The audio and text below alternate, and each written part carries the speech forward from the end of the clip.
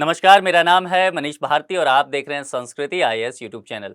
साथियों, साल 2023 के जनवरी का महीना, जहां हम सभी इस बात को लेकर के उत्साहित थे कि नया साल आया है तो नई उमंग के साथ आया होगा।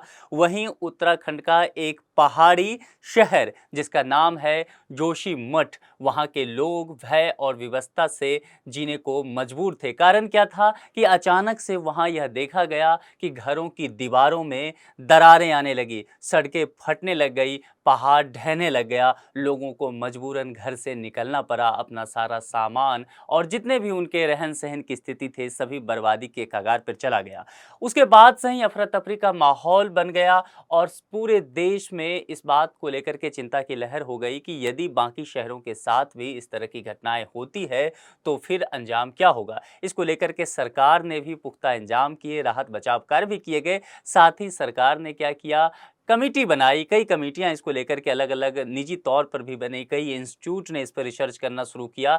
उसी के दरमियान आज हम देखेंगे कि 8 इंस्टीट्यूट ने साझा तौर पर एक रिपोर्ट तैयार किया कि यह जो स्थिति जोशीमठ का हुआ उसके पीछे क्या कारण रहा होगा। वह रिपोर्ट आ चुका है, इसलिए हमारे लिए ज़रूरी हो जाता है कि हम उस रिपोर्ट की पड़ताल करें, क्योंकि यह सिर्फ जोशीमठ शहर का मामला नहीं है। जोशीमठ एक पहाड़ी शहर है, तो जितने भी पहाड़ी शहर हैं उन सबों को देखना पड़ेगा। वहां के मकान को तैयार करने की क्या स्थिति है, क्या मानक तय किए गए हैं, वहां पर जल निकासी की क्या व्यवस्था होनी चाहिए, यातायात किस प्रकार का होना चाहिए, नए कंस्ट्रक्शन कैसे बनेंगे इन शहरों में, इनको लेकर के हम डिटेल से बात करेंगे। वैज्ञानिकों ने इस रिपोर्ट में यह बातें जाहिर भी की है। आज का टॉपिक भी आप देख रहे होंगे, जोशीमठ में भू धसाव का कारण, इस पर हम चर्चा करने वाले हैं। उससे पहले जो आपके लिए एक सूचना संस्कृति आईएएस की तरफ से है, बीपीएससी का यहाँ पर आप देख रहे हैं फाउंडेशन कोर्स, उसकी शुरुआत होने जा रही है। यह ऑनलाइन माध्यम में आप इसे ले सकते हैं। बैच जो प्रारंभ हो रहा है वह 15 अक्टूबर 2023 से, और यह अभी मात्र आपको 25,000 की राशि पर उपलब्ध हो जाएगा। आप ईएमआई पे भी इसे ले सकते हैं, उसमें 3 इंस्टॉलमेंट देना होगा, उसमें आपको 30,000 लगेगा, एक मुश्त देने में 25,000। इस कोर्स की यदि मैं विशेषता की बात करूं तो 500 से अधिक घंटों की कक्षाएं होगी। वैधता की बात करूं तो जिस दिन से भी आप कोर्स लेना शुरू करेंगे उसके 1 साल बाद तक आप इसे असीमित बार देख सकते हैं। प्रतिदिन 2 कक्षा होगी, नियमित क्लास टेस्ट भी होगा। इसके अलावा जिस भी विषय या खंड को आपको पढ़ा दिया जाएगा उसका प्रिंटेड नोट्स भी आपको मिल जाएगा, ताकि आप रिवीजन कर सके इस विषय में। यदि आपको अधिक जानकारी चाहिए तो दिए गए नंबर पर कॉन्टैक्ट कर सकते हैं या संस्कृति आईएएस के वेबसाइट पर विजिट करके विस्तृत जानकारी लेकर के अपना नामांकन सुनिश्चित करवा सकते हैं। चलिए अब लौटते हैं चर्चा की तरफ। जैसा मैंने कहा कि जोशीमठ को लेकर के रिपोर्ट आई है, उस चीज़ों को देखेंगे। यहाँ पर द हिंदू ने इसको बहुत अच्छे से कवर किया है। देखिए, 8 institute give an array of reason for Joshimath sinking. तो यहाँ पर 8 जो इंस्टीट्यूट हैं इन्होंने एक रिपोर्ट तैयार किया है जोशीमठ के धसाव को लेकर के। इसको हम विस्तृत रूप पे चर्चा करेंगे, प्रमुख बिंदु इसका समझ लेते हैं। जोशीमठ को लेकर के भूधसाव जो हुआ था जनवरी 2023 में, 8 वैज्ञानिक संस्थाओं द्वारा जांच रिपोर्ट तैयार की गई। यह जांच रिपोर्ट तब जारी की जाती है जब नैनीताल हाईकोर्ट ने सख्ती दिखाई और नैनीताल हाईकोर्ट ने कहा कि आपने जो जांच रिपोर्ट तैयार किया है उसे ऑनलाइन कीजिए, सार्वजनिक कीजिए, ताकि सभी लोग इसे समझ सके, जान पाएं, क्या वजह रही होगी वह समझ पाएं। इसके बाद इसे सार्वजनिक कर दिया गया है, तो लोगों ने अब इसे देखना शुरू किया है। यदि आप स्थिति देखेंगे यहाँ पर, देखिए सड़कों की स्थिति क्या है, दरारें आनी शुरू हो गई है उसी वक्त से, और ये लगातार मामला जो है बढ़ता ही जा रहा है। मकानों की स्थिति देखेंगे तो आप देखेंगे कि मकान में भी दरारें आ रही हैं, लगातार मकान जो है धंसता जा रहा है। वहाँ पर नैनीताल हाईकोर्ट ने जब सख्ती दिखाई है तब जाकर के मामला अब सार्वजनिक किया गया है। जोशीमठ में भूधसाव, जैसा कि मैंने कहा था कि साल के शुरुआत में जनवरी 2023 में देखा गया कि जोशीमठ में अचानक से सड़कें जो है या फिर घरों की स्थिति देखेंगे, गलियां देखेंगे, पहाड़, ये सभी धंसने लगे थे और स्थिति बहुत भयावह वहां पर हो गई थी। अब रिपोर्ट में क्या कहा गया है इसको समझ लेते हैं। रिपोर्ट के प्रमुख बिंदु को हम विस्तार से देखते हैं और उसको समझते चलते हैं। जोशीमठ क्या है, एक हिमालयी इलाका है। रिपोर्ट में ये कहा गया है, 8 जो अनुसंधान करने वाले वैज्ञानिक संस्थान हैं, इन्होंने कहा कि देखिए जोशीमठ जो है हिमालय में स्थित एक इलाका है। अब इसके वजह से क्या होता है कि यह ऊंचाई पर बसा है और पैरा ग्लेशियर जोन इसे कहा है उन्होंने। अब पैरा ग्लेशियर जोन का कहने का तात्पर्य क्या है कि यहाँ पर इस जगह पर जहाँ पर जोशीमठ आज है, यह पहाड़ी शहर, यहाँ कभी ग्लेशियर रहा होगा। समय के साथ यहाँ के ग्लेशियर पिघल गए होंगे, फिर यहाँ मलबा जम गया होगा और समय के साथ यहाँ सभ्यताएं शुरू हो गई होंगी, मकान बनने लगे होंगे, आबादी बशी होगी और फिर पूरा का पूरा शहर यहाँ विकसित हो गया। तो यही कहना है यहाँ के वैज्ञानिकों का कि यहाँ पर ग्लेशियर रहा तो ग्लेशियर पिघल गया होगा बाद में, फिर मलबा बना और मलबे से एक पहाड़ बना। उस तरह के पहाड़ को मोरेन कहते हैं। ठीक है, आप ज्योग्राफी में इसे पढ़ेंगे कि मलबे से जब कोई पहाड़ बनता है, तैयार होता है, इस तरह के पहाड़ को मोरेन कहते हैं। और इस तरह के पहाड़ की क्या विशेषता होती है कि इस तरह के पहाड़ में धंसाव की गुंजाइश बनी रहती है। संभव है कि यह पहाड़ जो है समय के साथ उस धंसेगा, रिसाव की यहाँ पर समस्या आएगी, भूस्खलन हो सकता है इस तरह के पहाड़ में, जब यहाँ पर दबाव यदि अधिक हो जाएगा। तो ये शहर जो है इसी तरह के मोरेन जो है, मोरेन पहाड़ उस पर बसा हुआ शहर है और यहाँ पर इसलिए भूकंपीय गतिविधियां जो है लगातार देखी जाएगी। इसके अलावा रिपोर्ट ने यह कहा कि मकान जो बनाए गए हैं उसमें इंजीनियरिंग के जो पैरामीटर होने चाहिए उसकी अनदेखी की गई है, उसमें बहुत सारी कमियां हैं। इस वजह से भी यह हुआ है। और जैसा मैंने कहा कि ये जो है मलबे से बना पहाड़ यानी कि मोरेन, तो इस पर जब दबाव बढ़ेगा तो धंसाव की समस्या बन सकती है। तो आबादी का दबाव लगातार बढ़ता जा रहा है, संसाधन उतने ही हैं, जनसंख्या बढ़ती जा रही है, तो जाहिर सी बात है मकान बनेंगे। मकान जो है 1 तला से 2 तला होगा, फ्लोर बढ़ता जाएगा, तो जाहिर सी बात है कंस्ट्रक्शन के वजह से वहां पर पहाड़ पर दबाव बढ़ेगा और फिर पहाड़ की जो सहने की क्षमता है दबाव को, वह कमजोर हो जाएगी और निश्चित तौर पर फिर पहाड़ में भूस्खलन की समस्या भी देखी जाएगी। इसके अलावा पहाड़ी शहरों को लेकर के एक समस्या बनी रहती है कि आप जानते हैं पहाड़ों से पानी निकलता है और यहाँ पर जल निकासी की समस्या रहती है। यदि सही से जल निकासी पहाड़ी सड़कों में नहीं हुआ तो इसकी संभावना पूरी बनी रहती है कि फिर वहाँ रिसाव हो सकता है और भूस्खलन की समस्या हो सकती है। संभव है वह जगह जो है धीरे धीरे धंसना शुरू कर दे, जैसा कि अभी भूधंसाव जोशीमठ में देखा भी गया। तो ये कुछ वजह बताई गई है रिपोर्ट में। अलकनंदा नदी जो है यहीं से गुजरती है, तो अलकनंदा से जो कटाव हो रहा है उसके रोकथाम के लिए कदम नहीं उठाया गया है। अलकनंदा नदी में देखा क्या जाता है कि चूंकि इसके बिल्कुल पास से होकर गुजरती है, आप कह सकते हैं कि बिल्कुल वहां सटा हुआ शहर है, तो जब अलकनंदा वहां से तूफान से खास करके बरसात के महीने में चलती है तो वहां पर बहुत सारे मलबे को काटते हुए चलती है। तो उसके लिए कोई प्रशासन के द्वारा इस तरह का कदम नहीं उठाया गया कि जब नदी अपने पूरे तूफान पे होगी और मलबा काटेगी तो शहर में बने हुए मकान जो है उसकी स्थिति खराब होगी। तो उसके लिए उचित प्रबंधन पहले से ही किया जाना चाहिए था, जो कि नहीं हो सका और फिर देखा गया कि मकान की बुनियाद जो है वह कमजोर होती चली गई।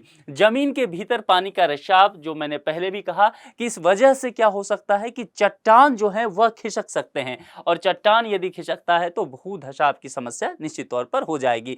नालों और जलधाराओं के निकट अधिक जोखिम भी पाया गया। रिपोर्ट में कहा गया कि उन मकानों पे अधिक जोखिम देखा गया है, वहां दरारें अधिक आई है जो मकान नालों के करीब बने हुए हैं या फिर जहां पर जलधाराएं जहां से निकल रही है, तो वहां की स्थिति और भी कमजोर देखी गई है। जोशीमठ का अधिकांश भूभाग जो है वह ढालदार है। ढालदार कहने का मतलब है, मान लीजिए ये पहाड़ है तो ये ढाल, इसका पहाड़ का ढाल हो गया। तो इनका कहना है कि वहां की जो भूभाग है वह अधिकांशतः जो है स्लोप बना हुआ है, ढालदार है। उसमें रिपोर्ट में कहा गया कि उसमें 11% भूभाग जो है वह 45 डिग्री से अधिक ढाल वाला जगह है। अब अपने आप में आप समझ सकते हैं कि 45 डिग्री से अधिक स्लोप यदि है 11% भूमि किसी शहर का, तो निश्चित तौर पे वहां मकान बनाना जोखिम का काम हो सकता है। और यही इस चीज में रिपोर्ट में बताया गया है कि हुआ भी है। अधिक ढाल वाले क्षेत्रों में भारी निर्माण से खतरा हो सकता है। यह पहले भी चेताया गया था जोशीमठ को लेकर के, लेकिन जो है यह स्थिति बनी रह गई। प्रशासन ने, नगर निगम ने, सरकार ने ध्यान नहीं दिया और निर्माण निर्माण कार्य वहां लगातार चलते रह गए, जिस वजह से यह समस्या आती चली गई। जोशीमठ के बारे में वैसे भी समझ लीजिए, जोशीमठ जो है एक पर्यटन का केंद्र भी रहा है। आप जब वहां से बद्रीनाथ की तरफ जाएंगे तो बद्रीनाथ के जाने के लिए वह एक गेटवे माना जाता है, इसलिए जो पर्यटक आते हैं वह वहां रुकते हैं। तो जोशीमठ का अपना भी एक विस्तृत महत्व है जिस पर हम चर्चा करेंगे। तो इस वजह से क्या होता है कि वहां कचरा का ढेर बनता जाता है, निर्माण कार्य बनता गया, होटल बनते गए, इस वजह से समस्याएं जो है लगातार बढ़ती चली गई और जोशीमठ में ढाल और बोल्डर एक ही दिशा में झुक रहे हैं, इसी के अनुरूप खिसक या धस भी रहे हैं। तो ये जो ढाल है अगर एक ही दिशा में होगा तो निश्चित तौर पे वहां भूस्खलन की समस्या जो है लगातार बढ़ती जाएगी। एनटीपीसी परियोजना को इसका कारण बताया गया था, ये समझ लीजिए। यहाँ पर जब इस तरह की स्थिति हुई तो वहां पर लोगों ने कहा, वहां के स्थानीय लोगों का यह आरोप था कि सरकार के द्वारा एनटीपीसी परियोजना चल रही है, एनटीपीसी परियोजना के कारण ही भूधसाव हुआ है। लेकिन यह रिपोर्ट कह रहा है कि एनटीपीसी की जो परियोजना है वह इसके लिए जिम्मेदार नहीं है। अब यह अपने आप में इस रिपोर्ट में चौंकाने वाला निश्चित तौर पर तथ्य दिया गया है। निश्चित तौर पर अब यह देखा जाएगा जब सार्वजनिक किया गया है तो लोगों का मत क्या है, भूवैज्ञानिक जो है वह क्या सोचते हैं इस रिपोर्ट पर, यह अभी जो है एक विवाद का मुद्दा निश्चित तौर पर बना रहेगा। लेकिन फिलहाल ये रिपोर्ट यहाँ एनटीपीसी को इस आरोप से बरी कर रही है कि यह कारण नहीं है। क्योंकि एनटीपीसी के तहत बड़ी परियोजना चलाई जा रही थी उस एरिया में, तो कहा जा रहा था कि इसके वजह से यहाँ समस्याएं जो है उत्पन्न हो रही है।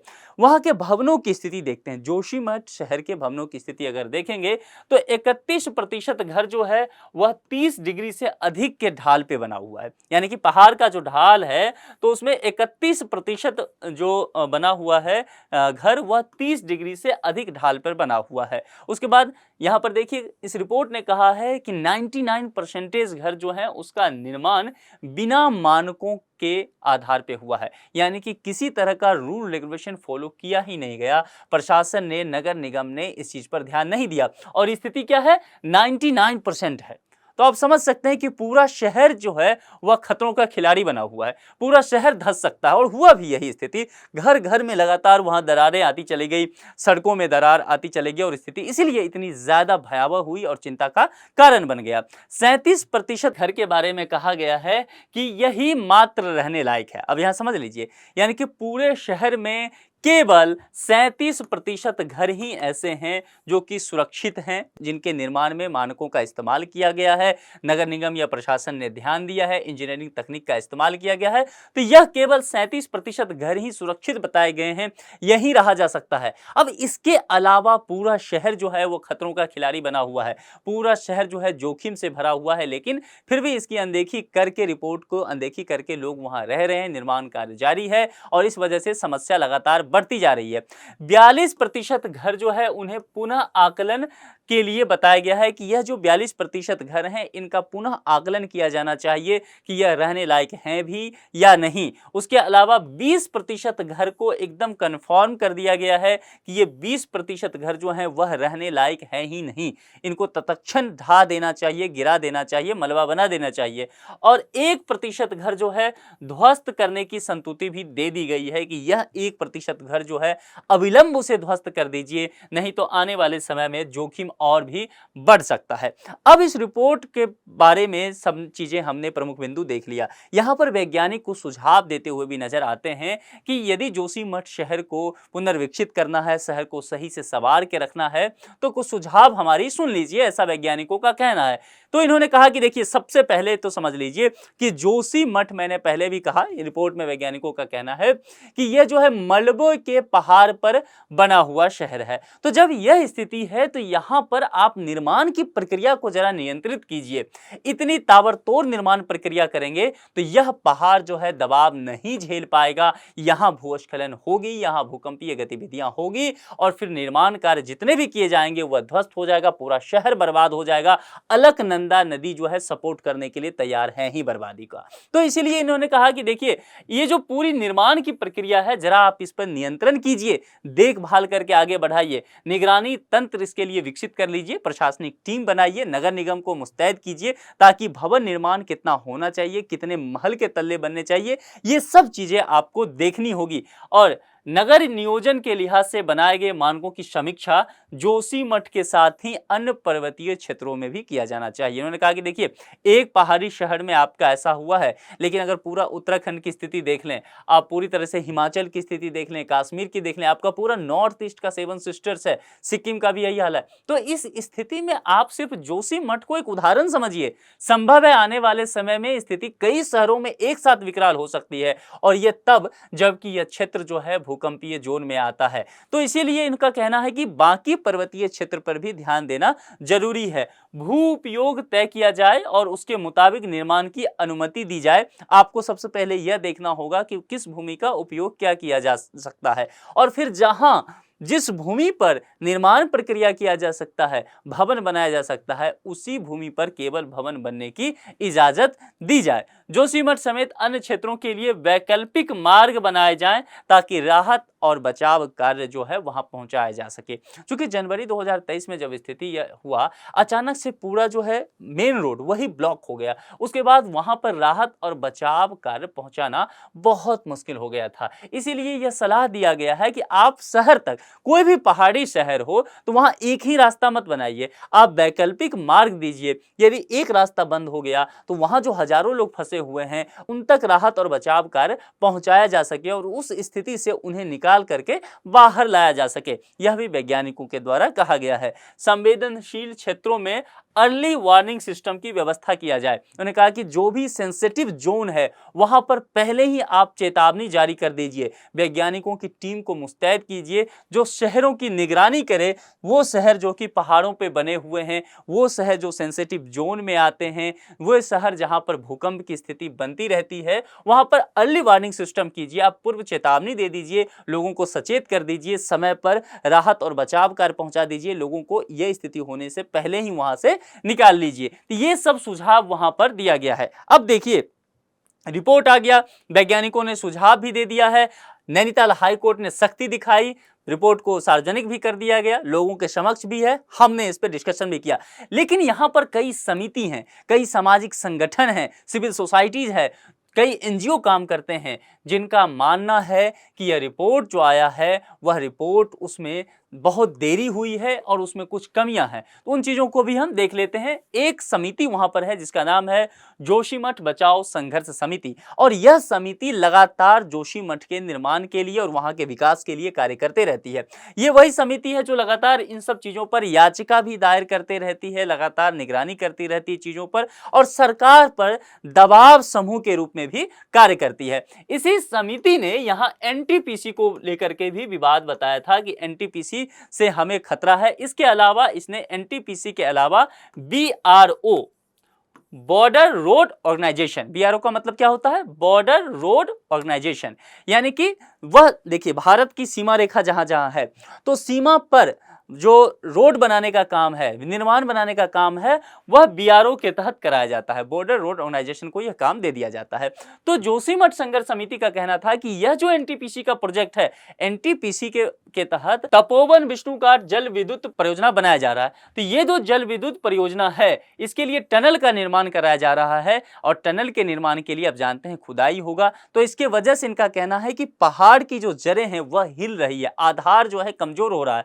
दूसरा, बीआरओ के द्वारा वहां पर हेलंग मारवाड़ी बाईपास के निर्माण से जोशीमठ पर भू धसाव का जो खतरा है वह बढ़ रहा है। यह कहना है जोशीमठ बचाओ संघर्ष समिति का। तो इनका यह भी कहना है कि देखिए, यह जो सरकार है वह रिपोर्ट अपने आधार पर दे रही है, यहां पर कंस्ट्रक्शन का काम जो है लगातार सरकार कर रही है, और यह जो है कहीं ना कहीं व्यावसायिक वर्ग के हित के लिए है, यहाँ के जो स्थानीय निवासी हैं उसके हित के लिए नहीं है। अब यह पब्लिक डोमेन में है, इस पर लगातार चर्चा चलेगी। चलिए, जोशीमठ शहर के बारे में थोड़ा सा अब यहां पर समझ लीजिए। मैंने पहले भी कहा था कि जोशीमठ का काफी पौराणिक और ऐतिहासिक महत्व भी है। मैंने इसे बद्रीनाथ का आपको गेट भी बनाया था। बद्रीनाथ मतलब 4 धाम जो है, केदारनाथ, बद्रीनाथ, गंगोत्री और यमुनोत्री। तो उसमें बद्रीनाथ जो है एक धाम है। उत्तराखंड में चमोली जिले में यह स्थित है। 6150 फीट यानी कि 1875 मीटर की ऊंचाई पर स्थित एक पहाड़ी शहर है, जैसा कि मैंने पहले भी बताया था। यदि भूकंप के लिहाज से बात करें तो यह उच्च जोखिम वाले क्षेत्र में आता है। जैसा कि आप जानते हैं कि भूकंप का जो जोखिम हम मापते हैं भूमि का, वह 6 जोन में हम बांट देते हैं, ठीक है, जोन 1, जोन 2, जोन 3, 4, 5 और 6 करके। तो यह जो जोशीमठ जो आता है वह भूकंपीय क्षेत्र 5 के तहत आता है। तो यानी यहां पर जो है भूकंप का खतरा सर्वाधिक देखा जाता है। और दूसरी बात, एक तो भूकंप का खतरा सर्वाधिक देखा जाता है और दूसरा यह पहाड़ जो है वह मोरेन है, यानी कि मलबे से बना हुआ पहाड़ है। इस स्थिति में यहां की स्थिति और भी दयनीय हो सकती है। इसीलिए वैज्ञानिक पहले ही चेता रहे हैं कि अर्ली वार्निंग सिस्टम आप तैयार कीजिए इन सब चीजों के लिए। यह कई हिमालय पर्वत चढ़ाई अभियानों, ट्रैकिंग ट्रेल्स और यहां पर आप जाते हैं औली, जिसे फूलों की घाटी के लिए भी जाना जाता है। मैंने पहले ही बताया कि बद्रीनाथ और हेमकुंड साहिब जो है यहां पर सिख जो धार्मिक लोग हैं, सिख धर्म को मानते हैं, उनके लिए पवित्र स्थल है हेमकुंड साहिब। ये सभी तीर्थ स्थल के लिए यहां पर मौजूद है जगह, और ये जो है इन सब चीजों का गेटवे है। लोग यहीं पहुंचते हैं, यहां से फिर बसें जो है आगे चलती है। सामरिक महत्व के दृष्टिकोण से यदि देखें तो सेना की सबसे महत्वपूर्ण छावनियों में से एक इसे माना जाता है। जोशीमठ में जो कैंप लगा हुआ है आर्मी का, उसके बारे में यह बात की जाती रही है। इसके अलावा यदि जोशीमठ का धार्मिक महत्व आप समझना चाहें, जैसा कि मैंने पहले कहा कि 4 धाम में एक धाम तो यह है।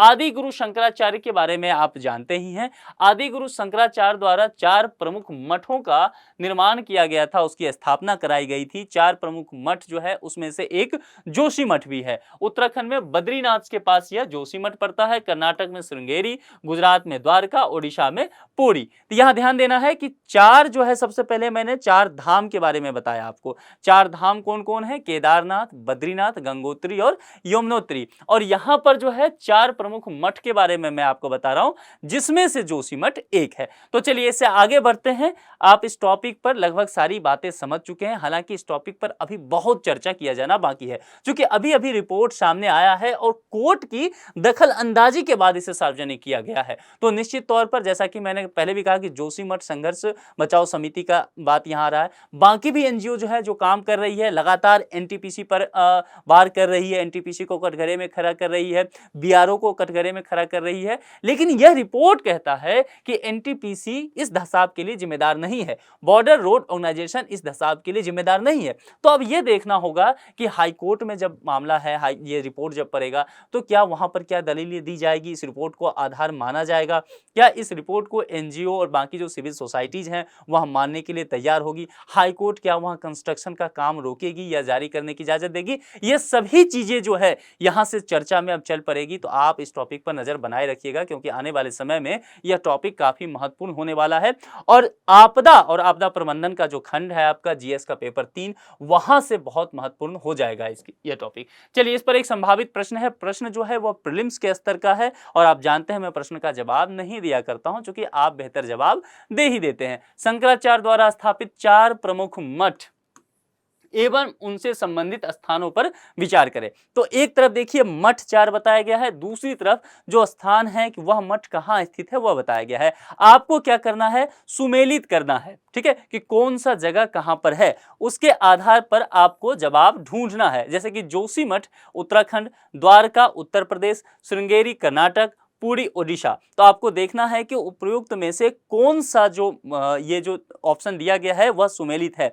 4 विकल्प दिए गए हैं, 4 विकल्प के आधार पर आपको जो भी सही लगे आप उसका चयन करके कमेंट बॉक्स में जरूर लिखिए। इस लेक्चर में इतनी ही बातों पर हम इसे खत्म करते हैं। उम्मीद करता हूं कि जितने भी टॉपिक पर मैंने चर्चा की है वह आपके अध्ययन अध्यापन को और भी समृद्ध करेगा। अगले लेक्चर में किसी अगले मुद्दे के साथ हम आपसे मुखातिब होंगे। अपना ख्याल रखिए। Thank you.